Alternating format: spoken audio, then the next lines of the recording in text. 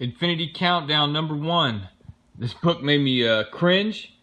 It got some chuckles out of me. It had me drop a yeah boy. But then after all of that, in the end, it disappointed me beyond belief.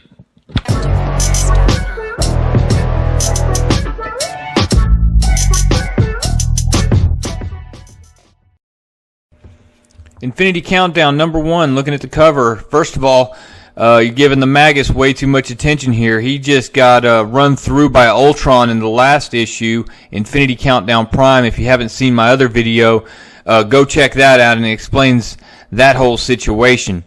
But don't get used to seeing Wolverine on these covers either, because spoiler, this issue is going to disappoint the fire out of you when it comes to Wolverine.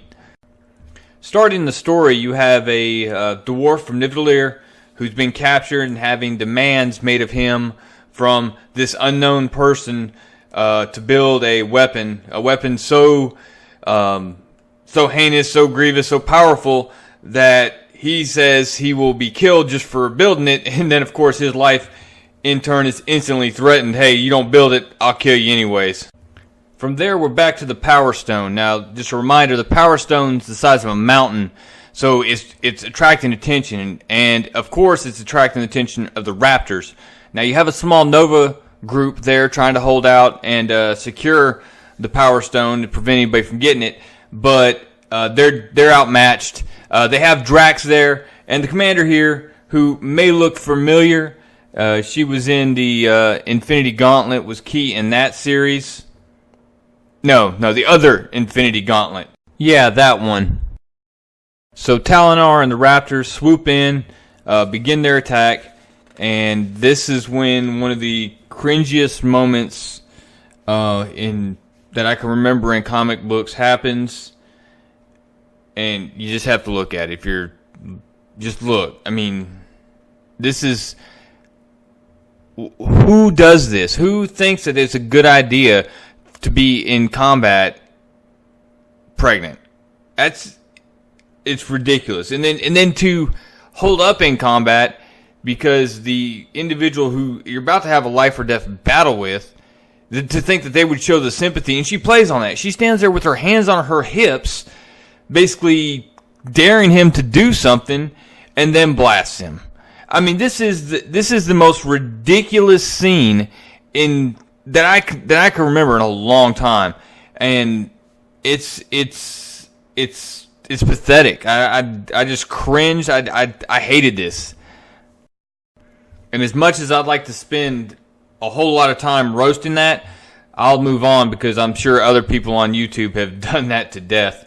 But Drax clears house, and they're trying to figure out how to get to a Raptor ship and use the communications on that to signal for help, because the Raptors are jamming their communications.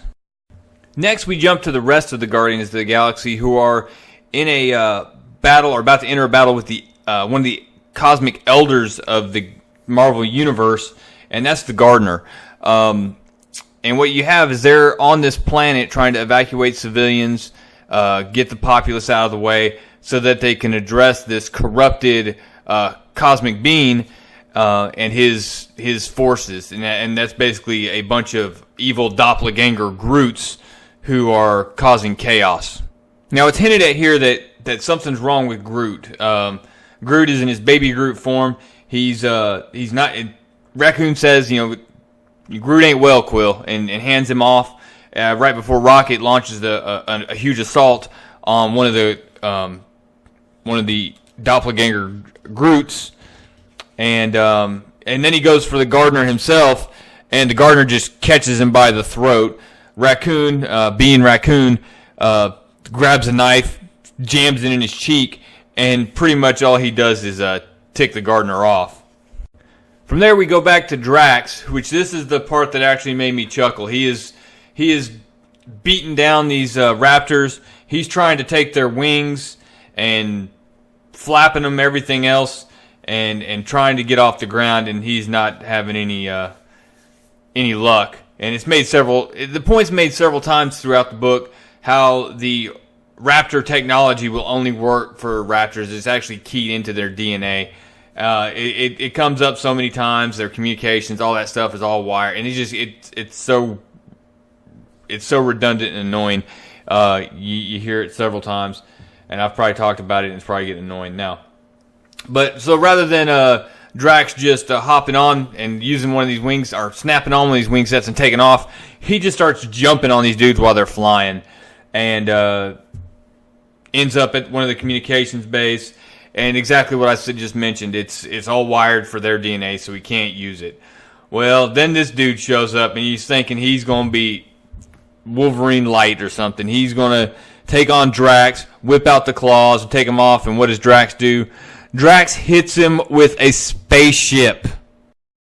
Your boy Drax just slings an entire spaceship and crushes the dude. Right after that, Drax has this voice pop in his head, and it ends up being this individual, Qui-Gon. She's a telepath, and they rescued her and her people. They're from Ultron several issues back in Guardians of the Galaxy. So she says, "Hey, I can help you. You help me. I can get help for you." And she is going to do that. In the meantime, Drax is getting ready to go at it with Talinar when suddenly the atmospheric disturbances start popping in, and you have the Chitauri arrive, being led by Warbringer. And the Chitauri beast just bites right through one of the Raptor aircraft. And then this scene here kind of makes me cringe as well. We're going to fight to the death until you round us all up, and then you shoot us. And it's a little bit formal for if what this seems like the Raptors would do, but what do I know? Well, of course, given the opportunity, boom, the ship crashes right into the Raptors who are about to pull execution duty, and Drax just strolls out of the flames like a boss. From there, we're back to the rest of the Guardians of the Galaxy, who get a call from Nova Corps, basically informing them, "Hey, we got this weird call from Drax. He's got the Power Stone. He's babysitting it, and it's that he can use some reinforcements pretty quick." So the Guardians are trying to solve the rest of this group problem, and they take off and they run right into Scar, which is this towering Groot doppelganger. And from there, they initiate their attack directly on the Gardener. Now, Rocket's already laid up from before, but the rest of the gang gets in on the action, including Groot and Ant-Man, who hop right on, and Ant-Man does his miniature kick to the face. They blast him. Everybody's getting their licks in. Gamora comes up, and then he's like, "Nope, be gone. See ya." Nova comes in out of nowhere, just nails him, and it don't matter. Get out of here. He swats Nova away like a fly. And then Raccoon gets up, gives him a good shot, and then Groot jumps on the Gardener. He goes with buries his roots into the Gardener and sucks out all this poison. What that poison is, we find out, is it was put there by Loki. Loki poisoned him. But what that does to Groot is it just shrivels him up and just about kills him. But the Gardener, being that cosmic being that he is, and his ability to give life, he restores Groot. And when he does, he doesn't restore him back to baby Groot form. He restores him to King Groot form. He is a beast.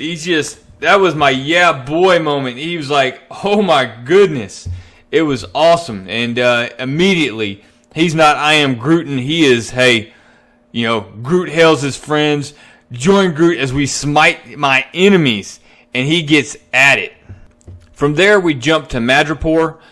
And it's the Black Widow. Now, in the Secret Empire storyline, Black Widow was killed by Hydra Cap, the evil Hydra version of Captain America. It's a whole discussion for a whole nother day.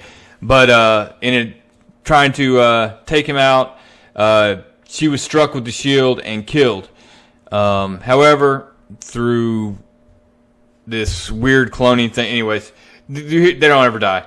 But she's back, and she goes to the most disgusting toilet in the history of forever, and Logan has dumped an Infinity Stone in the top of the toilet. And I'll tell you what, it just ticked me off to no end.